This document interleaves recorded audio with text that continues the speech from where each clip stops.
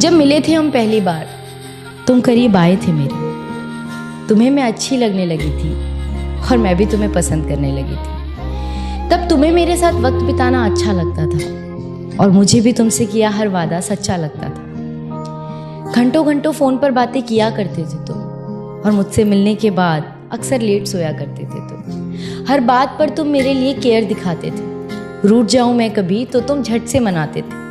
25 से 30 किलोमीटर तक रोज मुझसे मिलने आया करते थे और उसके बाद मुझे घुमाने भी ले जाया करते थे। तो क्यों आज साथ होकर भी हम साथ नहीं, और क्यों इस रिश्ते में अब पहले जैसी कोई बात नहीं? क्यों हमारे वो पहले जैसे हालात नहीं, और क्यों आज मेरे हाथों में तेरा हाथ नहीं? एक छत के नीचे रहकर भी तू अजनबी बन गया है। पता नहीं तू अचानक इतना क्यों बदल गया है। ऐसा नहीं कि मैंने तुम्हें समझाने की कोशिश नहीं की, पर कभी तुमने ही ये रिश्ता बचाने की कोशिश नहीं की। एक अरसे से जिंदगी को ऐसे ही एडजस्ट कर रही थी और जो हो रहा था मेरे साथ उसे बेमन से एक्सेप्ट कर रही थी, और तू मेरी इसी बात का फायदा उठा रहा था। मैं दिल लगा रही थी, तू दिमाग चला रहा था। पर कब तक इन रिश्तों को घसीटा जाए? जहाँ चलना भी हो मुश्किल, वहाँ भला कैसे दौड़ा जाए?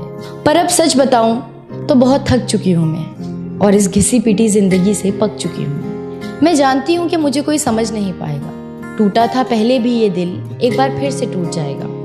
पर इस बार मैं खुद से एक वादा करूंगी, दूसरों से कम और खुद से प्यार ज्यादा करूंगी। मैं हंसती रहती हूँ अक्सर, इसलिए कोई जान नहीं पाता, और इस हंसी के पीछे का दर्द कोई पहचान नहीं पाता। अब किसी को इतना पास नहीं लाऊंगी मैं, अब किसी को इतना पास नहीं लाऊंगी मैं, और किसी को इतना खास नहीं बनाऊंगी मैं। और जरूरी नहीं कि जबरदस्ती रिश्तों को निभाया जाए, झूठी मुस्कुराहटों से बेमतलब सबको हंसाया जाए। हम अक्सर ये सोचकर चुप हो जाते हैं कि लोग क्या कहेंगे, रिश्तेदार क्या कहेंगे, पर जिन्होंने कभी आपका दर्द जानने की कोशिश तक नहीं की, आप उनसे क्या उम्मीद रखेंगे? और इस दर्द में रहना है या इससे बाहर निकलना है, इसका फैसला सिर्फ आप कर सकते हैं। जरूरी नहीं कि अगर आपके पेरेंट्स के एक्सपीरियंस अच्छे हों तो आपके भी होंगे, उनके डिसीजंस अच्छे हों तो आपके भी होंगे। जिस सिचुएशन को आप फेस कर रहे हैं उसे आप ही बखूबी जानते हैं और कोई नहीं, और जो आपको समझता होगा वो आपकी सिचुएशन को भी समझेगा। और शायद हमारा सफ़र यहीं